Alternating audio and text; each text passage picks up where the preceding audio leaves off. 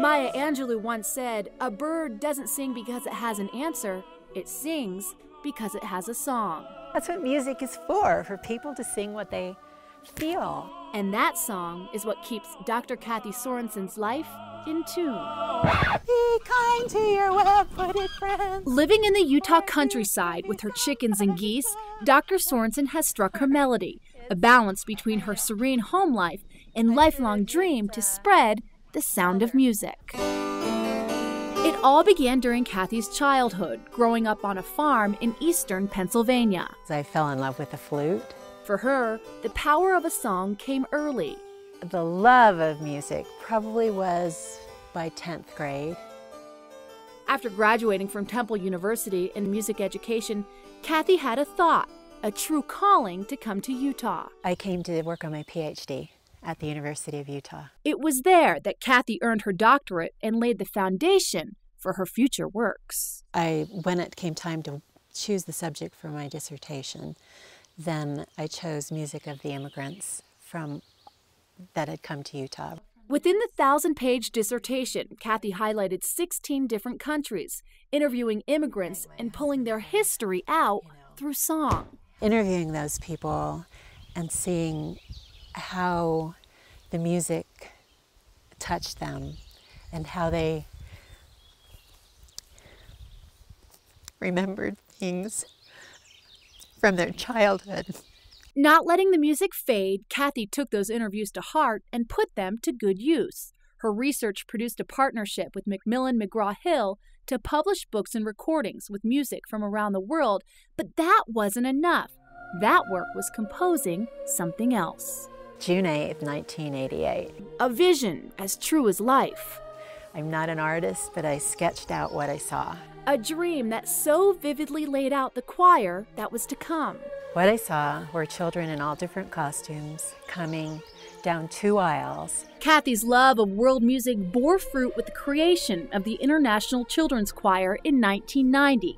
The choir flourished, but the meaning of her dream remained a mystery. So the children's choir happened because I had a dream, a real dream. Meanwhile, Kathy also became a member of the Mormon Tabernacle Choir and later participated in the dedication of the new conference center, where the meaning of the 2 aisles from that long-past dream became clear.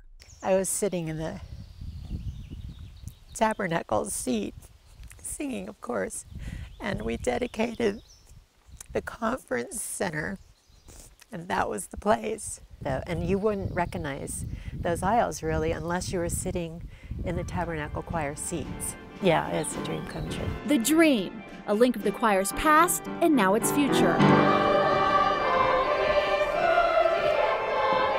The International Children's Choir holds steady each year with 70 members, ranging in age from 6 to 17 years old. Since their start 20 years ago, the children have performed in over 500 appearances, singing for high-ranking officials and dignitaries from all over the world. They've gone on extensive concert tours to Austria, Czech Republic, Italy, Russia, Norway, England, Germany, Hungary. I will never remember all of them. Of course, we've said Israel and Jordan. The children perform native songs in the native tongue of the land, a gesture, Kathy says, can unite a single listener or an entire audience. Most people feel it. They can't put their finger on it. There is a common thread that binds. Music has a way of doing that. But in the company of competing nations and leaders that sometimes clash, you have to just be courageous. You have to take your chances. Like when the choir was firm on not changing their program for certain audiences in the Middle East. I just believe we should do the music that we feel we should do. There, the Arabs danced to the Israeli music, and when the Arab songs were sung, the Israelis were dancing too.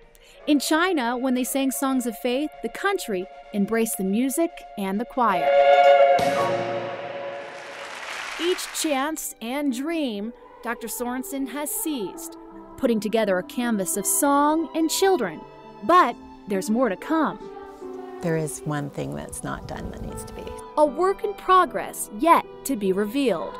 The part that isn't done yet, I'd like to see that done. a crowning note.